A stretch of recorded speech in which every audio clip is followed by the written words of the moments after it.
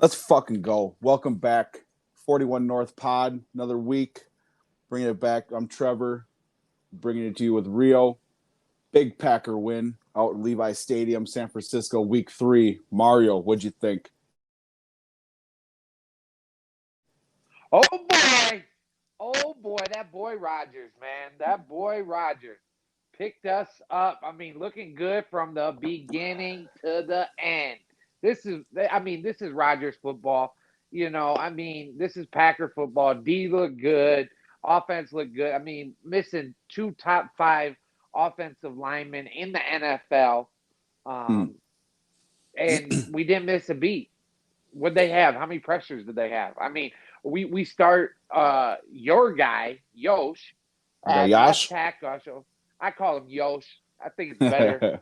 Uh, I He had early, zero I'm an pressures, early, Trevor. early Yash Zero believer. Yeah. zero pressures in his first game going against Bosa. Geez. A, cou- We look good. We should have won that game by 10 plus, but I'll take it. I'll take it anyway we get it. a couple scary things about the game. Rodgers had a good game, could have played better, missed some throws that I think he's going to start hitting at some point this year. Hopefully, we hit the streak in December. So that, and they kind of schemed the first part of the game, I think, to not, to get the ball out of Rodgers' hands quickly, which is always good, and they're going to do that every game, regardless of who our line is. But they helped the offensive lineman in the first half, and I think when we had to throw the ball a few more times in the second half, where they knew the pass was coming, and even like the 5-step drops when they knew we were passing and they were all rushing, we still got protection when everybody was so worried about, oh, we got these backup linemen, Rodgers is going to get killed, oh, he's going to get the ball out super quick. Even when he didn't have to get the ball out super quick, he had time. So, a lot of it was scheme in the first half, a lot of screens, a lot of getting the ball out quick. But I love the LaFleur offense, especially up against Shanahan, one of his rivals, the young gun coaches, McVay's, the LaFleur, Shanahan's kind of in that group.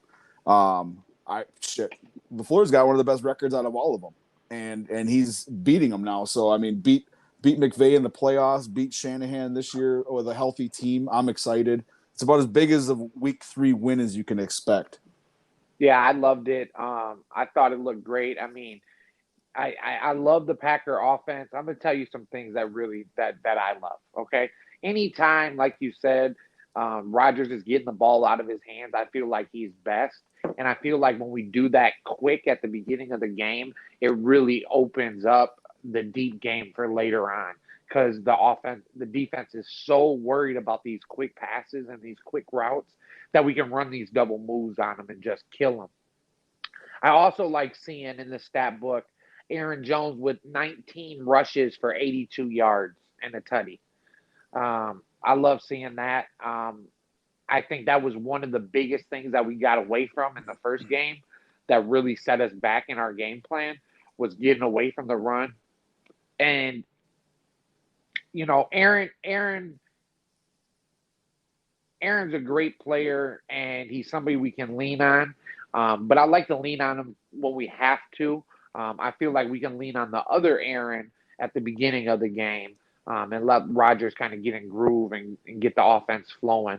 And then the other thing that I must say, um, I hope all those Joe Barry haters are quiet this week because that D came with something. That D came with something against a good offensive line, and they came good. Campbell once again looking great, flying around the field, making plays, 6 solo tackles, with five solo tackles with 6 assists. I mean, what more can you ask from your middle linebacker, Trev? Campbell looked good. I mean, he's been flying around every game this year, and this defense needs the guy that makes the tackles. We got to have Kenny being disruptive, which he was. You got to have the other guys, eating up those blockers in the middle, so we can stop the run with our middle linebacker. That actually worked this week. It was great. Kenny was disruptive. We got good snaps out of just about anybody. I know the 41 North pod talked a lot of shit about Lancaster and Lowry. They showed up, which was great to see. A little unfortunate that Lancaster's got on the COVID list because you'd like to see them string together a couple good games, but we're going to need I those hope guys. I, I hope Lancaster doesn't have the Mertz effect. No. One good game, and then COVID hits, and everything goes to hell. No, that's hopefully not. Hopefully he comes back good to go. Hopefully he's vaxxed. I love when we got Gary and Preston holding down the edges. Gary is a difference maker. I mean, all this shit was talked about Bosa before the game. Tanyan had a pancake, nearly knocked the mega out of that dude. So I mean, they kept him pretty under control. He's disruptive, like he's gonna be. He's a good player. But you need to start talking more about Gary. I mean, holding down the edge. I mean, it's tough to hold down the edge against the run and then also get pressure if they pass it. And especially with a Shanahan offense, they had good plays. I mean, they schemed up freaking when we had Stokes playing the edge, that don't work so well when they got a pulling tackle out coming out after him. But when it's Preston and Gary on the edge, I'm loving it. And when we get Zarius back and bring some pressure up the middle with him, I mean, it's only going to get better. We've seen snaps out of the young guys, Summers, Garvin. I think the defense played well, and especially speaking of Stokes, I'm not mad at all about the penalties. The penalties were goofy all game, both sides. Ticky-tack pass interferences, no calls for major hits to the head where they're trying to get away of. We talked about that, whether the ref seen it or not, but regardless, the calls I think were kind of goofy all game. A lot of big calls, pass interference a bunch of times when it could have gone either way. But I'm not mad at all at seeing like the pass interference on Stokes. Some of that stuff is just like trying to get your back arm off the guy when you're going over the top of him. They're going to call that less if you don't got your arm around the back of him. And that's the stuff that's going to come. But the stuff you can't teach, like how fast he is, how well he was guarding those guys, how he's in their hip pocket. Like, I mean, the stuff, even the good corners in the league get called for pass interferences. That stuff is just going to be there. But I'm encouraged about actually covering the guy is what I like to see. I mean, he looked good. The person I'm that we haven't talked about, but that looked like a flat out fucking stud once again, like he always does, and he kind of goes under the radar a little bit. But my boy Savage is a beast. Playing that robber position on this defense. I think you're starting to see Joe Barry. He kind of understands the nucleus that he has after a couple games. I think so now he's able to put in a specific game plan that kind of goes around the strengths and the weaknesses of our defense. So you're able to see him kind of be more aggressive, kind of use his strengths. He knows what he has in the secondary. And I mean, Savage was just flying around the field. I mean, you got Ken Griffey Jr. of football out there just running down balls in center field. I mean, Jesus. Guy was like, came out of nowhere, shot out a rocket to get that ball. That was a nice play. Savage making hella breaks fast breaks on the ball. I've seen a bunch of people highlighting that, and talking about Barry. I mean, we were talking a little bit of shit too. I mean, but the third game, I mean, and he didn't have his starters playing at all the preseason. He's got basically the captain of the defense sitting out. Got a few snaps week one. I mean, so the shit's going to come together. It looks like. I mean, that was encouraging. There's still going to be some struggles with the defense. I expect every defense in the NFL struggles. There's good offenses all over the place. There's good quarterbacks all over the place. 100%. So, but when you can put together a good game like that against a good team, which who knows if the Niners will be there then. I fully, the 41 North pod, we're going to be there at the fucking end. No ifs, ands, or buts about it. It's these other teams. I don't know if the Niners will be there at the end, but the Packers feel like they're good. They're a good team. Shanahan coach team that's healthy. They got good lines both sides of the ball. So to have a win like that week 3, I think you can really hang your hat on something like that, get some momentum the rest of the year off something like that. We talk about getting your home wins early in the season, taking care of the dubs at home. If you could sneak a few September away games, especially a big one like that, the NFC West is looking good. I don't know. We'll see how the Seahawks look when they come to Lambeau in November. But anyways, to get a win like that at week 3, you like to make a huge out of week 3 wins, but something like that, I think that's something you can hang your hat on and go the rest of the year, like put together a streak here with. 100%. I mean, I'm looking for a lot of energy into this next game against the Pittsburgh Steelers team that's banged up and that is just kind of stumbling into this game. I'm looking for the Packers to take that momentum from last week, the defense to play strong against a very struggling Big Ben and the Pittsburgh Steelers offense. And I'm looking for our offensive line to do what they've shown that they can do. I'm expecting Elton to be back this week. I haven't heard anything, but I would think that Elton would be back this week. And then I was expecting David back probably week 5, week 6. And what a luxury to have, your 2 top 5 linemen, like you said, 2 top 5 linemen in the NFL out for this game. And to play as well as the offensive line did with 2 rookies and one guy that's basically a rookie. We developed him last year. Yas was on the practice squad, I believe, last year. So for 3 guys that basically haven't seen any, real meaningful away snaps. 4 guys. Runyon too. Don't forget about Runyon. Yeah, what a luxury. I mean, that's a good thing. You look around the NFL, a lot of teams struggle with that offensive line, and when they got a guy that goes down, it's like, oh cripes, what are we gonna do? Well, I mean, that hurt us last year in the NFC Championship game, but now I feel confident whatever 5 we put out there. So yeah, you like to see the D line.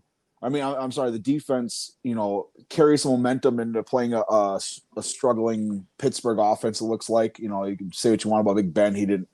Looks like he's struggling. And then if the O-line, if they can get Elton back, or if they can play up to what they did in San Francisco and get hyped like they did and run the ball, pass the ball, I mean, shit, we're gonna put together a streak here, I think. I said last week we're going to put the flu flams on frickin' Pittsburgh. I think they're going to come in here and be in for a rude awakening. They looked good week 1. I watched a lot of that Bills. I didn't watch a lot of their last game, but I watched some of that Bills game, some of that Bengals game, and the Bengals and who they play week 2. Yeah, but we do have to understand though that they are missing 3, 4 guys starting out of their front 7. They're going to be a different team if T.J. Watt and Bush and them are playing. They're gonna be able to bring a little bit more pressure. But with that being said, I mean the offense is still, their offense is still mightily a question mark. Well, yeah, I agree. The rookie running back looks good. He's caught a lot of passes. Speaking of T.J. Watt, you bring that up and. Packer fans can frustrate me. I know we talk about it. They frustrate you sometimes as well. And still talking about that draft where the Packers didn't take T.J. Watt, took Kevin King. Get over it. There's 31 other teams that would love to have T.J. Watt. He's, damn near defensive player of the year. I mean, you can do that. You can do that every any year player, every year. Every team. Yeah, exactly. You can go back and say, oh, my God, I mean, I can't believe they passed on him. Look at this guy that got drafted after we drafted. Yeah. I mean, if you want to go back and look at that, I know it's easier in that situation because he's a Wisconsin kid, but people have to understand that the Wisconsin Badgers are not a farm club for the Green Bay Packers. It doesn't work like that. The whole NCAA is the farm program for the NFL. It's not just because you're a Badger, then your next stop is Lambeau Field. We've seen this time and time again. There's been players that both me, you, okay. There's been players that me and you both have said, oh, man, he would be a great Packer. Cephas being one of them. Offensive lineman galore. You know what I mean? Jim Leonard. People like that the Packers, a Badger Packer fan would love to see on the Packers. But it's not realistic, Hopefully it happens. I want it to happen, but we can't dwell on the fact that we didn't get a Wisconsin Badger on our team when we felt our strongest need obviously was, a cornerback. And then at the same time, like, we got to give as much credit for the picks that we do capitalize on, like Elton, like David, like Aaron Jones, like Devontae. There's hits and miss. This is the NFL draft. It's what happens. Yeah, and Packer fans may not want to hear this, but we're going to need Kevin King this year. I don't give a shit. I mean, It's a long NFL season. There's another game where every team experiences injuries. I mean, I hope we can stay healthy, fingers crossed, as much as we can this year. But we're going to need to rely on guys that are not starters right now. It is what it is. And Kevin King's going to be one of those guys we have to rely on. He's given up big plays. It is what it is. He's not lived up to, his second round, first half of second round pick. But we're going to need to rely on him, and he's going to be part of the ship this year. So Packer fans, hate it or love it. Yeah, Packer fans need to understand, and I've told you this before. I mean, go back to the Jordan Love pick. I think it's extremely important to have good players on your practice squad, good players that you're going up against in practice, good players. If somebody gets hurt, somebody else can come in, like our offensive line. You need good players on your football team. You need players to be able to play multiple positions and do multiple things to help the team. Just because you don't play on Sunday does not mean you're not helping this football team win games. That's not, and if you believe that, you're lost. Well, yeah. I mean, what was it? Ray Lewis used to say, Sundays are for fun. The week is what matters. And so when you got guys that are giving your starters good looks in practice, 100%. And those guys can step in, I mean, that's huge. Like, people don't understand the preparation. All goes, like, the coaches do very little coaching on Sunday. It all goes in the week and prepping the game plan. The players know the game plan by Sunday. It's now time to execute. 100%. So most of the coaching goes into the week. So, I mean, if you got good players behind your starters, that's key. So teams that have depth, I mean, we've talked about Packers got good players at starters at a lot of positions, studs all over the field.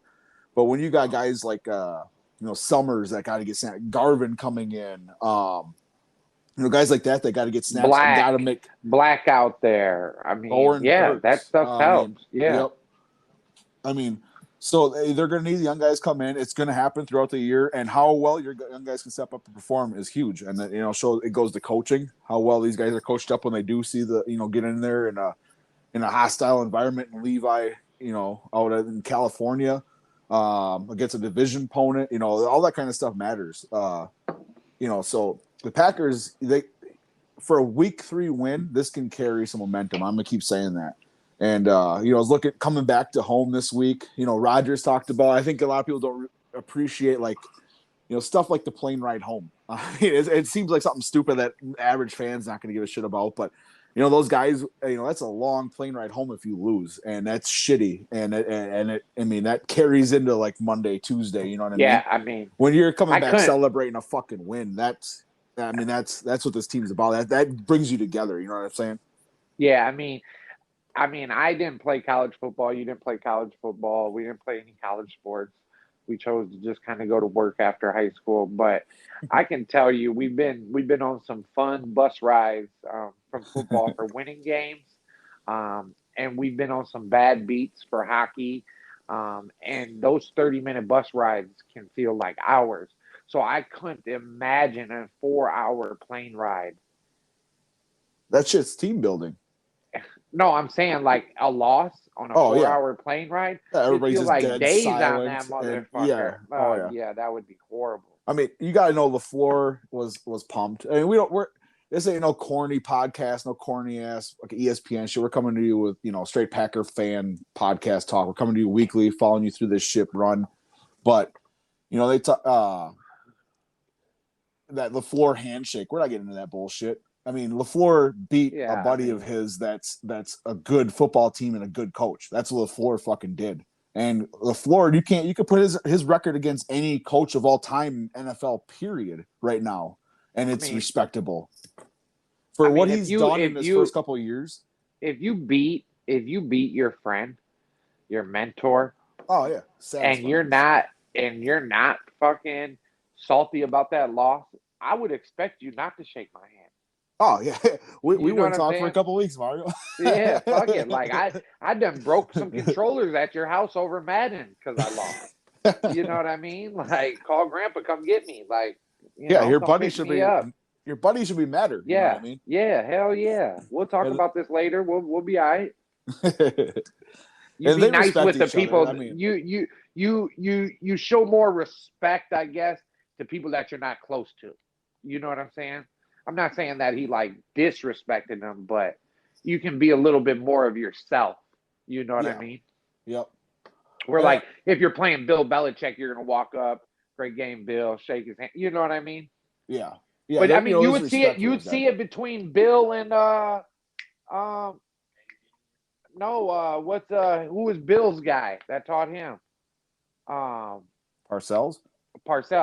Remember when they had to they didn't shake hands or something after one game? Like You got that's hardcore friends. respect. And, Yeah, yep. they love each other. Like you're always gonna be the most real with the people you love the most. You know what I mean? Yeah. And change it up. We talked about like you we're up on them, and you want to put a team away, but that's a good team. And we both said last week on the pod it's going to be a good close game. I mean, that it is what it is. We both said the Packers going to win. A lot of people said they weren't. Well, I'm going to tell you what the key is. This is the key to football. Okay, and Peyton Manning pointed it out last night. And this is exactly the only reason the 49ers were in the game was this reason. They got the ball in the second half. Okay? They were able to double up. They scored before half, got the ball back, scored again. Now it's a game. Yep. You know what I mean? So by getting those back-to-back possessions and capitalizing is the reason why they were able to get back in that game. I would say that, and we had both offense and defense playing well, and then we gave up that special teams play. Which, I mean, it sucks when you got the offense and defense both playing good and looking well, and then you give up a special teams play. But with talking about special teams, though, it if you take away that one play, which is a big play, I mean, it's nice. It's so nice to have a consistent kicker, oh my God, big props, Mason Crosby, and then to have a consistent punter. Like, I don't give a shit about a punter that can boom the ball every once in a while. I mean, our guy's been booming it. He's been booming it, but he consistent. I just want consistency. But he consistently booming it. So. Oh yeah, like I'm convinced, and I don't know how. I haven't talked to anybody about this yet. But when he goes back to punt, I know they're getting the ball inside the 20. When my guy punt, that ball is inside the 20. It might be the 18. It might be the 10. It might be the 5. But they starting at the 20. He might kick that bitch straight out of bounds. No return. But that bitch landing on about the 15. Dude is nice. But Mr. Crosby, though, stud. Fucking stud. Ice in his veins. He should have done the fucking Rodgers ice in the veins shit. He should have gave him a big suck it sign at the end. Or at least he should have thrown the fucking belt on. Hell yeah. He was pumped. And it was good to see that. I mean, happy for him. You saw how much that victory was. Yeah, it meant a lot for the team. You saw. They were moshing him. I think Crosby's going to be here as long as Rodgers is. You know what I mean? I feel like he's just, as long as Rodgers is here, he's going to stick it out and play with his guy. And I think when Rodgers leaves, he's probably going to call it quits. That's just my personal opinion. Yeah, I mean, I wouldn't be surprised. They both ride out to the sunset this year. Oh, with a ship, yeah. With the ship, yeah. Let's do it. I'm happy for Crosby. That was a big one, and I mean, we've got to see some cool ones like that. I mean, I don't know about you, but a win like that, I'm fucking pumped. I can't get to bed. I'm fucking work's gonna be shit the next day because I'm not getting bed till after midnight. I'm jacked, and that felt like that Dallas game. It wasn't a playoff game, but I mean, just going out to California, knowing what we've been going through out there, after week one, kind of trying to prove it to ourselves that, shit, we are the team that we think we are. And we're going to go out here and we're going to prove it, where we got a text from Troy early on Sunday, and it said, nobody's giving us a shot. And we went out there and fucking handled their ass. Yeah, you gave me a call Sunday. So how you feeling? I said, good, real good. Yeah. Yeah. I mean, I had us winning. I didn't predict the score. I didn't have a good feel on the score after having such a fucking exacto the week before on the prediction. I didn't want to follow up a fucking right on spot pick with something that would be way off. But man, I'm happy with the way shit's going. It looks like we got, the Steelers coming up like we talked about. 3:20 CBS. You got, besides the Manning brothers, you got my next favorite guy, Tony Romo, calling the game. I mean, you got what are your thoughts on the game? Packers favored by 6.5, 7, some books. You got any thoughts, predictions? I mean, you already said you had a prediction, but I'm wondering, do you got like a exact blowout score for us? No, I you know I don't know about I wouldn't say blowout. Packers gonna handle them. That's all I gotta say. I'm not good. I did predicting scores and whatnot. I don't get into that kind of shit. Oh, okay, AJ Hawk. It is what it is. It's football. Shit happens. Okay, AJ Hawk. Uh, if you force me to give a score, I already said the Packers. Should have predicted that. Packers put up 30 points a game this year. And we've Get been rid of that, but get out of preseason 4. yeah, yeah. The 4 preseason games we had. After that, we're putting up 30 a game. 30 So a game. We called it. I'm expecting that. So shit, at least 35. And then with the Big Ben, shit, they get a couple touchdowns. Shit, 35-14, something like that. 35-14. I got my guy Mason. I might give my guy Mason one. 38-14. 38-14. Okay, this is what I'm going to do. I'm going to predict a score of it's going to be a nice day in Green Bay. It is the gold package. So I'm interested to see this Milwaukee crowd out there. Yeah, we're looking for Milwaukee to take us home. Because I heard the first game, it was loud. They said the fans wanted to be back. So I'm hoping Milwaukee feeling the same way, especially after that fucking Bucks and 6. Bucks and 6. I'm hoping that they come up and really do they dance, But I'm gonna give out this. This is a little something special that I hit last week. Now I don't know what the numbers are gonna be. I'm guessing they might inflate a little bit or go down a little bit, but I'm gonna do Marquez Valdez-Scantling anytime touchdown. I'm assuming it's gonna be around plus 250 to plus 300. I'm gonna go with MVS over yardage. I'm gonna guess 38 to 40 is gonna be what it is. He'll probably get that on one catch. And then over on reception, I'm assuming it's still gonna be 2.5.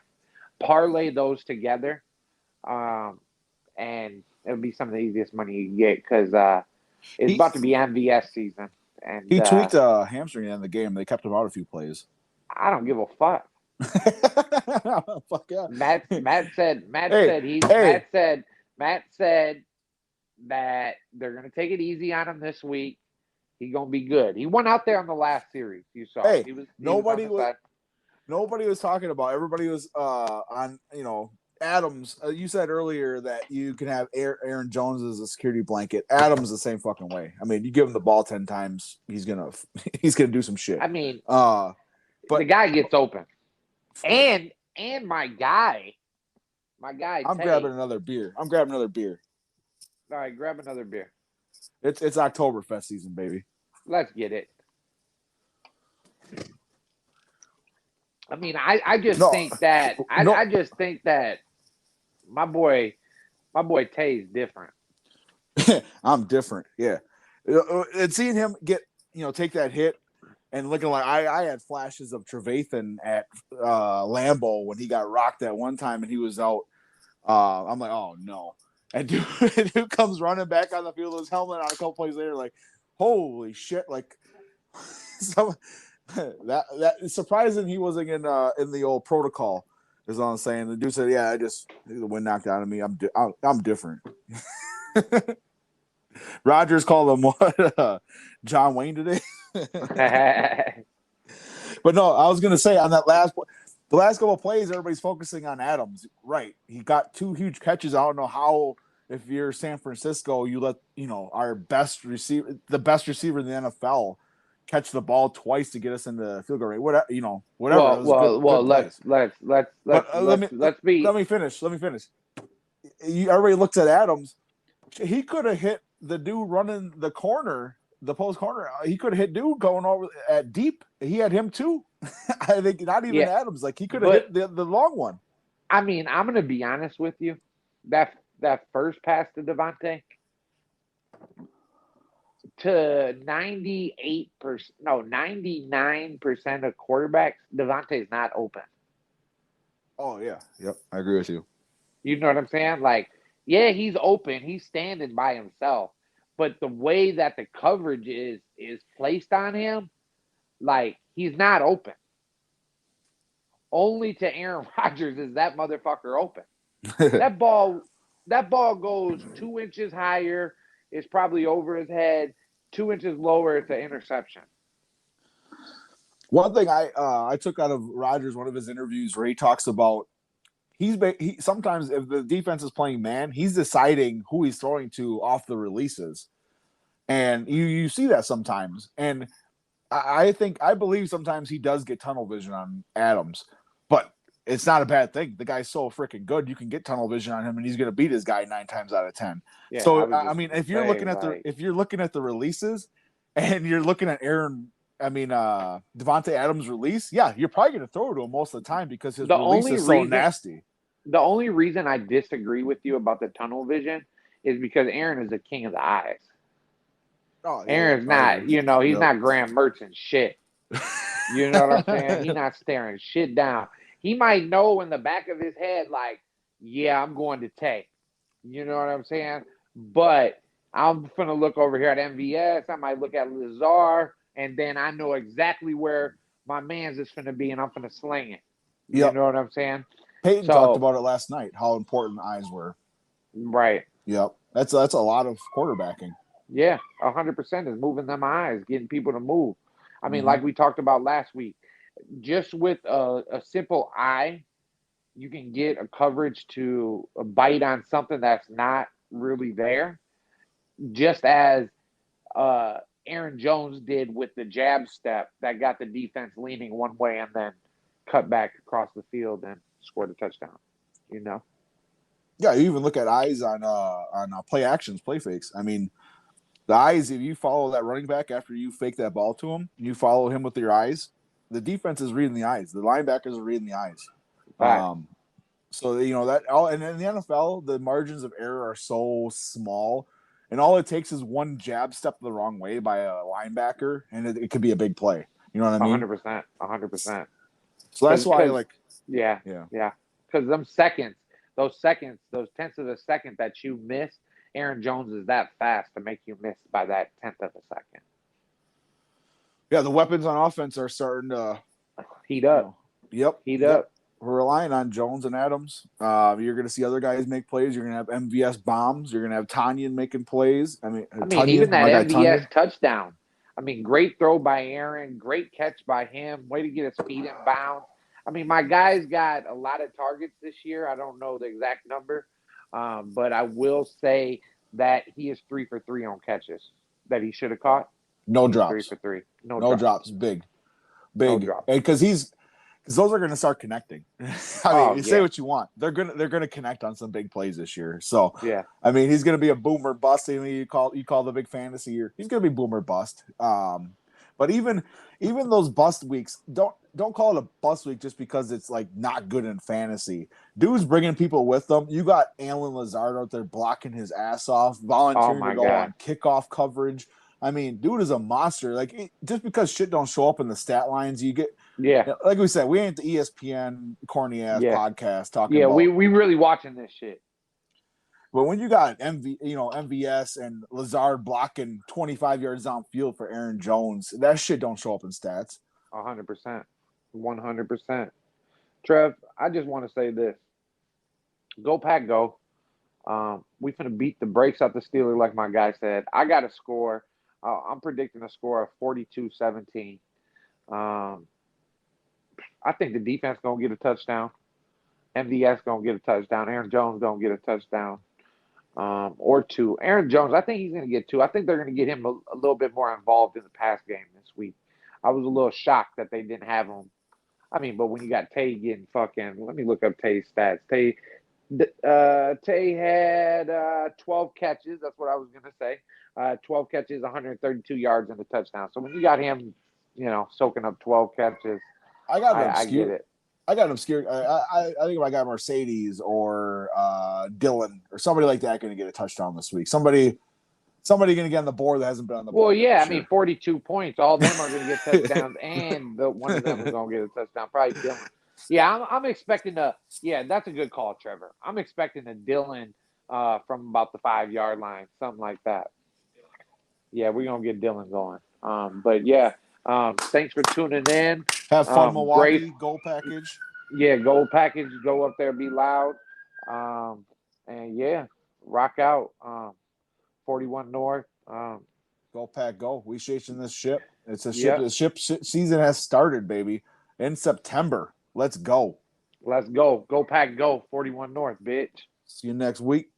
But the energy in the locker room post game, that felt like a win. It felt like there was such a growth moment for us. And I'm really, really happy for the guys to feel that. And, it feels like, okay, now we're on our way. Now we can get into this. Now we know how to win. And we can get this thing moving in the right direction.